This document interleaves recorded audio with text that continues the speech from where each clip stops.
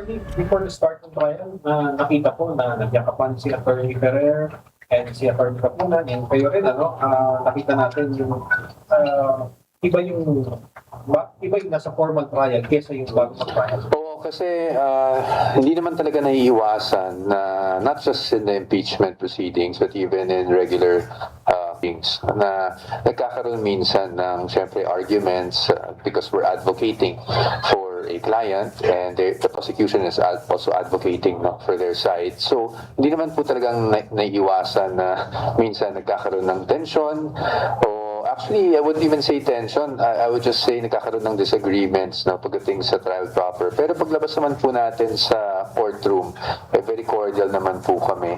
At talagang trabaho lang yung ginagawa namin.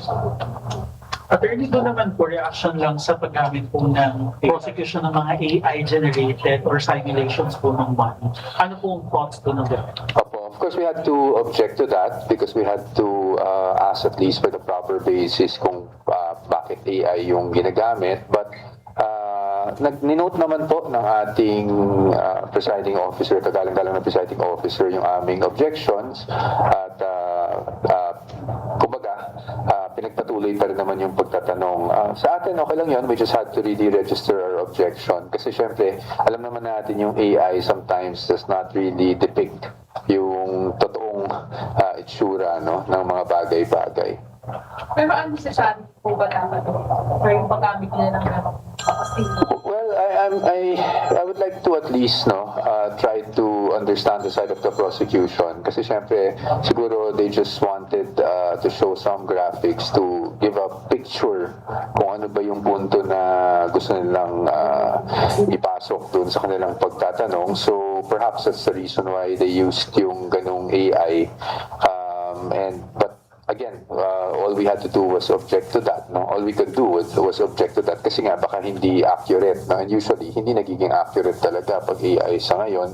But nakikita naman natin yung punto ng prosecution kaya nila ginawa yun. They wanted to give everyone, maybe not just people in court, but even the public kung ano yung puntong gusto nilang marating.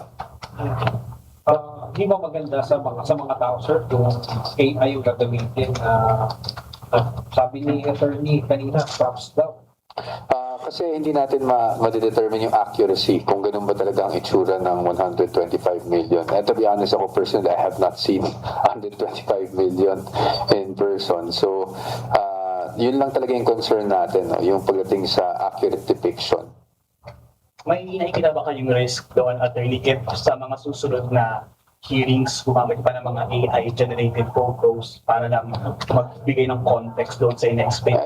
I think yung main concern lang talaga namin is kung accurate yung nakikita kasi baka exaggerated yung nakikita, baka o kahit hindi exaggerated, baka naman hindi talaga yun yung itsura ng gustong ipakita. But the witness naman is able to answer, so kahit pa paano, yung kanina, all we wanted was just to register our objection.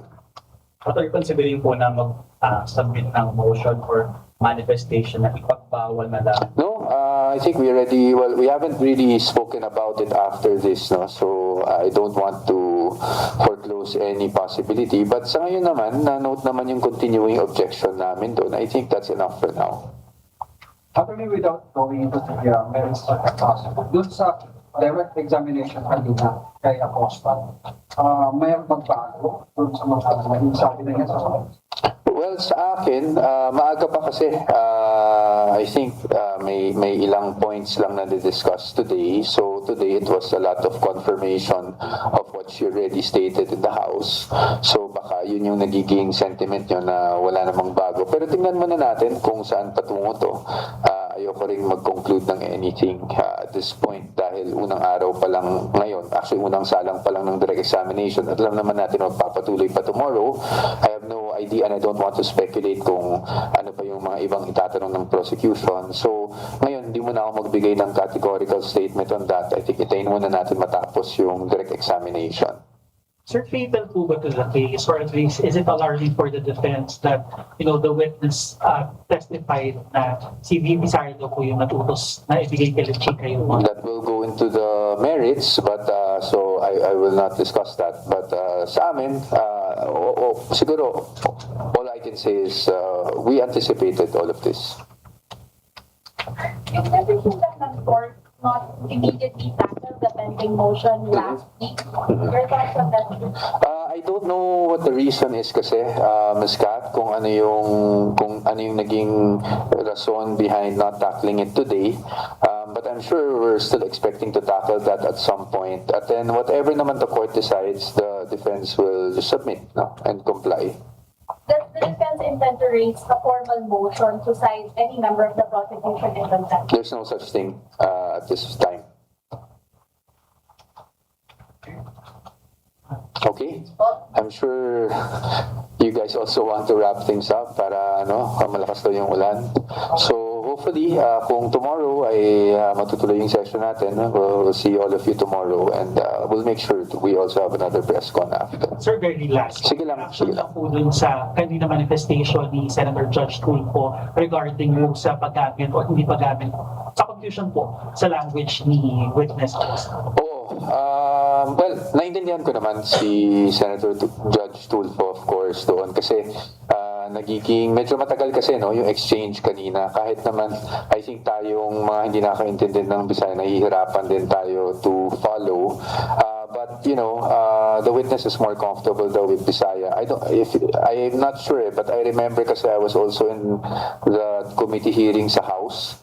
I think during that time, she also wanted to speak in Bisaya but was requested to speak in Filipino or English. So consistent naman yung witness as far as I remember. No? But the presiding officer has already asked also the witness to try to speak in Filipino and English, and that's why I think nagko-comply naman yung witness. But we'll try to address that in cross if ever, yung issue na yan. Sorry, given that predicament, do you intend to change your lawyer for cross? No? Someone who's more fluent perhaps in her language? Bisaya? Yes. No, not really. Kasi kanina nagsabi na rin yung ating kagalang-galang na presiding officer na kung pwede try to do it in English and Filipino. No? And if there are just instances na kailangan magbisaya ng witness because she's more comfortable, doon na lang siguro tayo magkakaroon ng konting lull for the translation. But at this point, we do not think that there's a need to change the counsel on deck. Okay, sige. Recently po, kanina na-confirm po na nag-file ng perjury complaints dito sa Ana versus Camille Bandiaga. Yes.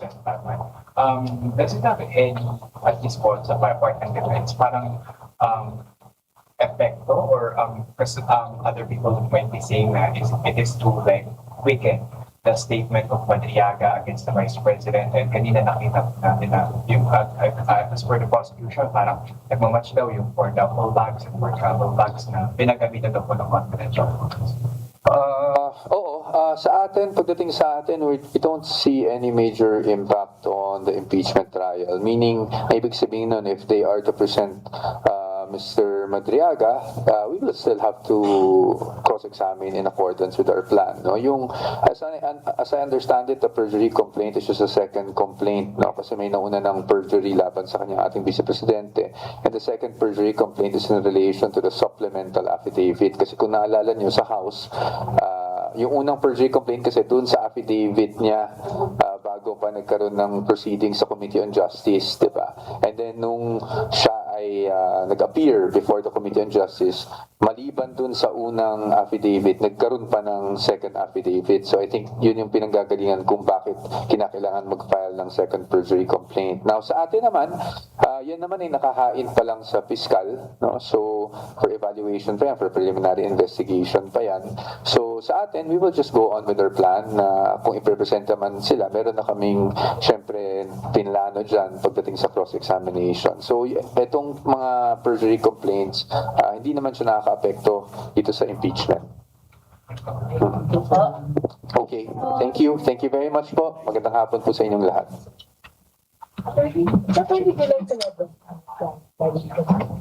Yeah, I think so. She mentioned it here.